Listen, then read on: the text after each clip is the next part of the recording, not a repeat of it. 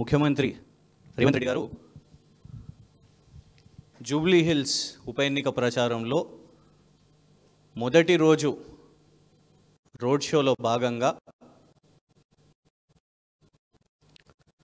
నిన్న ప్రచారం చేస్తూ కంటోన్మెంట్ ఉప ఎన్నిక గురించి జూబ్లీ హిల్స్ ఉప ఎన్నికలో మాట్లాడుతూ మరి అక్కడ జూబ్లీ హిల్స్ ఉప ఎన్నికలో ఓటర్లు రేవంత్ రెడ్డి గారిని నమ్మేసి వారు చెప్పిన అన్ని కూడా కథలను నిజమనుకొని ఓట్లేస్తారు కావచ్చని రేవంత్ రెడ్డి గారు అనుకుంటున్నారు. కానీ మొన్న కోడి కథ అందరికీ తెలిసిపోయింది. కంటోన్మెంట్ మహిళలు అక్కడికి వెళ్ళి ఇంటింటికి తిరిగి కోడిని చూపెడుతూ రేవంత్ రెడ్డి గారు కంటోన్మెంట్ ఉప ఎన్నికల్లో చెప్పిన అబద్ధాలను అవన్నీ కూడా అబద్ధాలే, ఇప్పటివరకు ఏది కూడా నిజం కాలేదు అని చెప్పడం, దాన్ని ఆ అబద్ధాన్ని మళ్ళొకసారి కూడా మరి నిజం చేయాలి అనే ఒక ప్రయత్నంలో రేవంత్ రెడ్డి గారు సాధారణంగా అందరూ కూడా ఏం చేస్తారు అని అంటే చెవిలో పూలు పెట్టుకుంటారు ఇట్లాంటి అబద్ధాలు చెప్తే. కానీ రేవంత్ రెడ్డి గారు పెద్ద పెద్ద చెప్తారు. 4,000 కోట్లు కదా, అందుకే ఇంత సైజు పెద్ద పూలు పెట్టుకోవాలి, కాలీఫ్లవర్ పెట్టుకోవాలి. రేవంత్ రెడ్డి గారు చెప్పేటి అన్నీ కూడా కంటోన్మెంట్లో కోడిని చూపెట్టినరు, ఇప్పుడు జూబ్లీ హిల్స్ ఉప ఎన్నికలో కాలీఫ్లవర్ పెడుతున్నారు చెవులలో కంటోన్మెంట్ ఉప ఎన్నిక పేరు మీద. మేము సూటిగా రేవంత్ రెడ్డి గారిని అడుగుతున్నాం, రేవంత్ రెడ్డి గారు 4,000 కోట్లు కంటోన్మెంట్కి ఇచ్చినా అని నిన్న చెప్పారు కదా, ఎక్కడున్నాయా 4,000 కోట్లు? ఇప్పుడు ఎలివేటర్ కారిడార్ అని రేవంత్ రెడ్డి గారు గొప్పలు చెప్పుకుంటున్నారు. వాస్తవం ఏంటిదంటే 2023 11 ఆగస్టున కంటోన్మెంట్ బోర్డు కేంద్రం కూడా అప్రూవ్ చేసింది ఎలివేటెడ్ కారిడార్ని. అప్రూవ్ ఎప్పుడు చేస్తారు? ఫలానా రాష్ట్ర ప్రభుత్వం ఒక రోడ్ మ్యాప్ వేసుకొని అన్నిటినీ ఐడెంటిఫై చేసి అక్కడ రోడ్ల నిర్మాణం కావాలి, ఒక ఎలివేటెడ్ కారిడార్ నిర్మాణం కావాలంటే ఏ జాగాలు కావాలి అని ఆ మొత్తం ఎక్సర్సైజ్ అంతా కూడా కేటీఆర్ గారి నాయకత్వంలో ఆనాడు కేసీఆర్ గారు ప్రభుత్వం చేసింది. బోర్డు సమావేశంలో అప్రూవ్ అయింది. ఇది 2023లోనే 157 ఎకరాలు అవసరం పడతాయి, వీటి కోసం ఇంత డబ్బు అవసరం పడుతుంది అని ఎస్టిమేషన్స్ మొత్తం అప్రూవల్స్ అన్నీ కూడా అయినాయి. పోనీ నిజంగా ఇవాళ రేవంత్ రెడ్డి గారు ఏమైనా గొప్పలు చెప్పుకుంటున్నారా అంటే వారిది ఏమన్నా ఉందా అనుకుంటే చూస్తే ఆ సమావేశంలో అసలు రేవంత్ రెడ్డి గారు అటెండ్ కూడా కాలేదు. ఇందులో ఉన్నది స్పష్టంగా, A Revanth Reddy honourable member of parliament has not attended the meeting. అంటే నీది కాని పనికి కూడా నువ్వు ఇవాళ గొప్పలు చెప్పుకుంటున్నావు. ఆ ఎలివేటెడ్ కారిడార్ అనేది నువ్వు చేసింది కాదు, ఎస్ఆర్డిపిలో భాగంగా నగర వ్యాప్తంగా ఆఖరికి షేక్పేట్ కానివ్వండి, నిన్న ఎక్కడైతే కేటీఆర్ గారి మొదటి రోడ్ షో స్టార్ట్ అయిందో షేక్పేట్ ఫ్లైఓవర్ కానివ్వండి, ఎల్బీ నగర్లో కానివ్వండి, అండర్ పాస్లు కానివ్వండి, and at the same time ఈ ఎలివేటెడ్ కారిడార్ కానివ్వండి, ఇవన్నీ కూడా ఎస్ఆర్డిపిలో భాగంగా జరిగినాయి. నీ కంటోన్మెంట్ ఉప ఎన్నిక ఫలితాల తర్వాత నీ ఎమ్మెల్యేకి నువ్వు ఎన్ని నిధులు ఇచ్చినావు అది సూటిగా చెప్పాలి కదా. అది చెప్పకుండా ఇవాళ మేమేదో చేసినాము, 6,000 ఇంద్రమ్మ ఇల్లు ఏమైనాయి, ఎక్కడున్నాయని చూపెట్టమని అడుగుతున్నాం మేము ఇవాళ. ఇవ్వండి, కేసీఆర్ గారి ప్రభుత్వం నిర్మాణం చేసిన డబుల్ బెడ్రూమ్లు ఒకటి కాదు, ఒకటే నియోజకవర్గంలో 3, ఒకటి మొన్న 4వది కంప్లీట్ అయితే మొన్న ఇవ్వడం జరిగింది. దయచేసి మీరు కూడా కొంచెం పట్టుకోండి, ఇవ్వండి. మారేడ్పల్లిలో, రసూల్పురాలో, మడ్ఫోర్ట్లో మరియు నారాయణ జోపిడి 4 డబుల్ బెడ్రూమ్లు పూర్తయి లబ్ధిదారులకు కూడా ఇవ్వడం జరిగింది. ఇది కేసీఆర్ గారి ప్రభుత్వంలో ఒక్క నియోజకవర్గంలో కంటోన్మెంట్లో. మేము సూటిగా ఇవాళ అడుగుతున్నాం, రేవంత్ రెడ్డి గారు వస్తారా?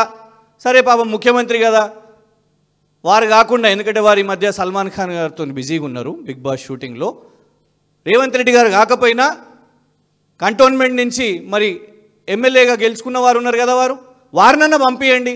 ఆ 6000 ఇంద్రమ్మ ఇల్లు ఎక్కడున్నాయో ఒక్కటన్నా చూపెట్టమని చెప్పండి. మేము సూటిగా సవాల్ ఇస్తున్నాం.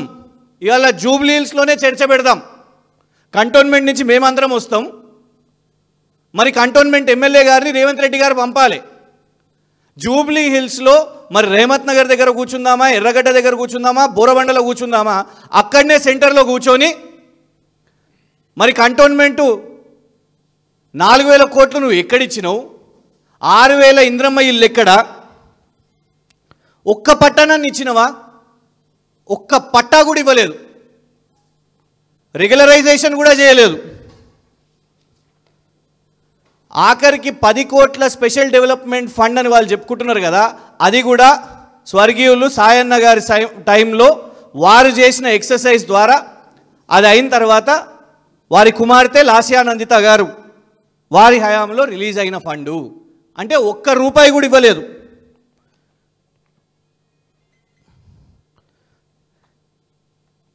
టిమ్స్ హాస్పిటల్ అల్వాల్లో కేసీఆర్ గారు నగరంలో 4 టిమ్స్ ఆసుపత్రులు ఉండాలి అని ఇవాళ జూబ్లీ హిల్స్ కానివ్వండి, కంటోన్మెంట్ కానివ్వండి, 1000 పడకల ఆసుపత్రి కేసీఆర్ గారి ప్రభుత్వంలో నిర్మాణం చేపట్టినరు. 2023 వారి ప్రభుత్వ సమయంలో 2023 వరకు 85% పనులు పూర్తయినాయి. కానీ ఇవాళ వరకు కూడా మరి ఇగోండి టిమ్స్ కంటోన్మెంట్ నిర్మాణం ఇది 2023 వరకు. జాగా చూసింది కేసీఆర్ గారి ప్రభుత్వమే, కొబ్బరికాయ కొట్టింది కేసీఆర్ గారి ప్రభుత్వమే, శంకుస్థాపన చేసింది కేసీఆర్ గారి ప్రభుత్వమే, పునాదులు వేసింది కూడా కేసీఆర్ గారి ప్రభుత్వమే, స్లాబ్ వేసింది కూడా కేసీఆర్ గారి ప్రభుత్వమే. నీకు రంగేయ చేతనైతే లేదు కనీసం పెయింటర్ గారు, కనీసం రంగులన్నీ వేపియండి, ఇమీడియట్గా రిలీజ్ చేయండి. ఎందుకంటే హెల్త్ ప్రొఫైల్ అని ప్రకటించారు రేవంత్ గారు. హెల్త్ ప్రొఫైల్ అని కంటోన్మెంట్లో ప్రోగ్రామ్ పెట్టి అసలు ఎవరు మర్చిపోయారు నిజంగా. నా డిజిటల్ ప్రతి ఒక్కళ్ళకు డిజిటల్ హెల్త్ ప్రొఫైల్ కార్డు ఇస్తా నేను రాష్ట్ర వ్యాప్తంగా నగర వ్యాప్తంగా అనిగోండి. జిహెచ్ఎంసీలో అఫీషియల్గా రేవంత్ గారు లాంచ్ చేసిర్రు ఈ కార్యక్రమాన్ని, కంటోన్మెంట్లో లాంచ్ చేసిర్రు.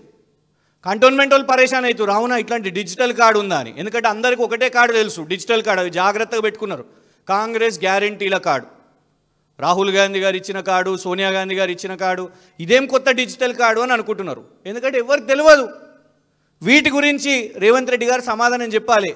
ఎన్ని డిజిటల్ కార్డులు ఇచ్చినావు, జూబ్లీ హిల్స్లో ఎంతమందికి వచ్చింది, కంటోన్మెంట్లో ఎంతమందికి వచ్చింది చెప్తారా? దీనికి సూటి సమాధానం. ఏమైనాయి మీ డిజిటల్ హెల్త్ కార్డులు? అటు టిమ్స్ పూర్తి చేయ చేత కాదు, నీకు డిజిటల్ హెల్త్ కార్డులు చేయ చేత కాదు. వీటి గురించి సమాధానం చెప్పాలి. ఇంకోటి ఏంటంటే డాంబికం చేయని కూడా చెప్పుకుంటారు. ఇచ్చిందేమో 50 లక్షలు, చెప్పుకునే ప్రచారం ఏమో 10 కోట్లు. కోవిడ్ సమయంలో 10 కోట్లు తన సొంత నిధులు కంపెనీల ద్వారా సేకరించి తెచ్చినాని అంటాడు.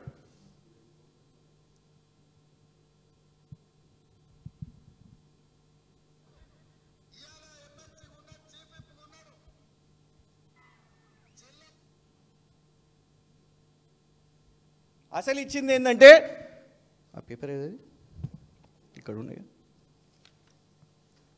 ఇచ్చింది 50 లక్షలు అయితే 10 కోట్లను ప్రచారం చేసుకుంటారు. సమాధానం చెప్పాలి. ఎక్కడున్నాయి, ఎక్కడిచ్చినావు? ఇవాళ అబద్ధాలు చెప్పుకుంటూ ప్రచారం చేసుకుంటూ ఇవ్వండి పొంగులేటి శ్రీనివాసరెడ్డి గారు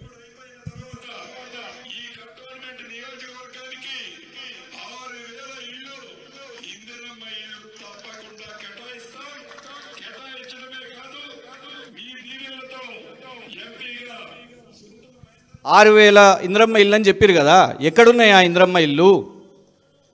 ఇవాళ ఇంద్రమ్మ ఇల్లు లేవు. అది పాస్ పెట్టారు కొంచెం.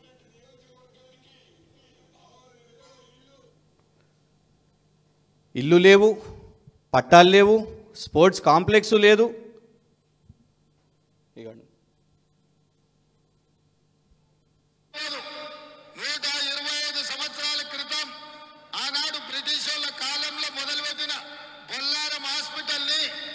కోట్ల రూపాయలు సొంతంగా వివిధ కంపెనీల ద్వారా సేకరించి ఇవాళ బొల్లారం హాస్పిటల్ కూడా మనం ప్రారంభించి ఇచ్చింది 50 లక్షలు, చెప్పుకునేది 10 కోట్లు.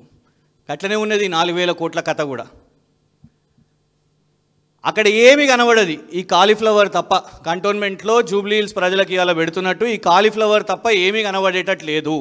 ఇవాళ మేము అందుకే సూటిగా ఒకటే అడుగుతున్నాము, రేవంత్ రెడ్డి గారు వారి ఎమ్మెల్యే గారిని పంపాలి చర్చకు. ఇగోండి ఇప్పుడే జాయిన్ అయిన మా మాజీ కంటోన్మెంట్ బోర్డు సభ్యులు, మా కంటోన్మెంటు ఉపాధ్యక్షులు, ఇన్ఛార్జ్ గారు, గజ్జల నగేష్ గారు అందరు కూడా వచ్చి రేమత్ నగరా, ఎర్రగడ్డనా, బోరబండనా, ఎక్కడ టైం డిసైడ్ చేస్తారో, ఎక్కడ ప్లేస్ డిసైడ్ చేస్తారో వారి ఎమ్మెల్యే గారిని పంపండి. దూద్ కా దూద్, పానీ కా పానీ సాఫ్ అయిపోతుంది. దీని తర్వాత ఇంకా మళ్ళీ జూబ్లీ హిల్స్ ప్రజలను మోసం చేయకండి. సెంటిమెంట్ అని అంటున్నారు. సెంటిమెంట్ అని వల్ల రేవంత్ రెడ్డి గారు అనొచ్చా? ఎవరు అసలు మీ కంటోన్మెంటు ఉప ఎన్నికలో మీ అభ్యర్థి ఎవరు? అద్దెకు తెచ్చుకున్న వ్యక్తి. బీజేపీ నుంచి తెచ్చుకొని మీరు కంటోన్మెంట్లో కాంగ్రెస్ తరఫు నుంచి పోటీ పెట్టిర్రు. మీరు నీతులు చెప్పబట్టే సెంటిమెంటు లేదు, సెంటిమెంటు పనిచేయదు, సింపతి పనిచేయదని. కాంగ్రెస్ పరిస్థితి చూడండి. భారతీయ జనతా పార్టీ నుంచి అభ్యర్థిని తెచ్చుకొని పెట్టిన వాళ్ళు సెంటిమెంట్ గురించి రేవంత్ రెడ్డి గారా మాట్లాడేది? బరాబర్ కేసీఆర్ గారు పెట్టిన అభ్యర్థి. ఇది సెంటిమెంట్ కాదు, దాన్ని సాలిడారిటీ అంటారు. బీఆర్ఎస్ పార్టీలో ప్రతి కార్యకర్తకు గ్రామ స్థాయి వరకు కూడా ఒక మెసేజ్ ఇచ్చిర్రు మళ్ళీ కేసీఆర్ గారు. రేవంత్ రెడ్డి గారు లాగా గద్దరన్న కుమార్తెను అవసరం వచ్చినప్పుడు ఉపయోగించుకొని తర్వాత బలి చేసి వాళ్ళ పక్కన పెట్టినట్టు కాదు.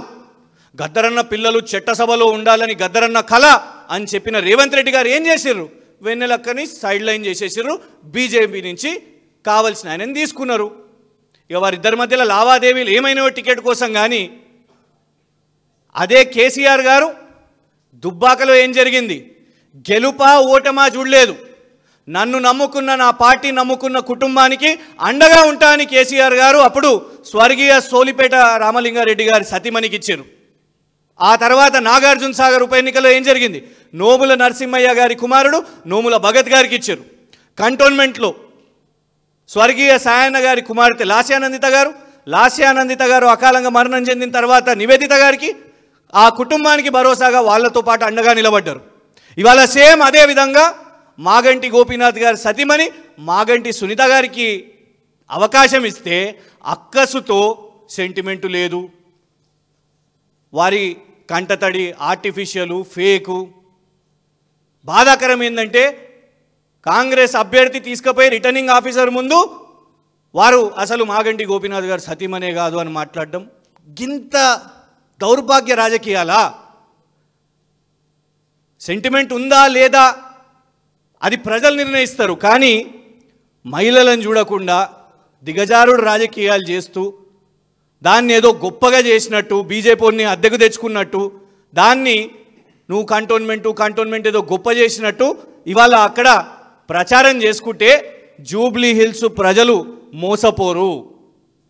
కంటోన్మెంట్ ఉప ఎన్నికల్లో నువ్వు చేసిన మోసం, తెలంగాణ అసెంబ్లీ ఎన్నికల్లో నువ్వు చేసిన మోసం ఇవాళ జూబ్లీ హిల్స్ ఉప ఎన్నికల్లో బుద్ధి చెప్పడానికి సిద్ధంగా ఉన్నారు. మేము రేవంత్ రెడ్డి గారికి బహిరంగ సవాల్ ఇస్తున్నాం. ఎక్కడున్నాయి నీ 4000 కోట్లు? ఎక్కడున్నాయి నీ ఇంద్రమ్మ ఇల్లు? ఎక్కడ ఉన్నాయి నీ పట్టాలు? ఎక్కడున్నది నీ రెగ్యులరైజేషను? ఎక్కడున్నది నీ డిజిటల్ హెల్త్ ప్రొఫైల్ కార్డు? ఇవన్నీ చూపెట్టడానికి రేవంత్ రెడ్డి గారు వారి కంటోన్మెంట్ కాంగ్రెస్ ఎమ్మెల్యేని బహిరంగ చర్చకు పంపిస్తారా లేదా అని సవాల్ ఇస్తున్నాం. ఇప్పుడు గజ్జల నగేష్ గారు మాట్లాడతారు.